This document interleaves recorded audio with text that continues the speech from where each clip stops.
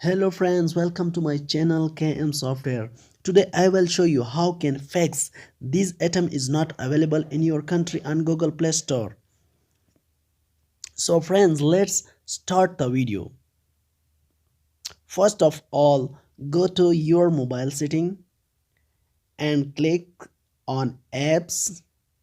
Now we find the Google Play Store and click on Google Play Store. Now click on storage and then click clear data. When we clear the data of Play Store, now we need a VPN for change your location. I have a touch VPN and I connect my location to United States. When you connect your VPN, then go to the Play Store and search the application. This is not available in your country. I search Weebly. It's not available in my country, but I search now.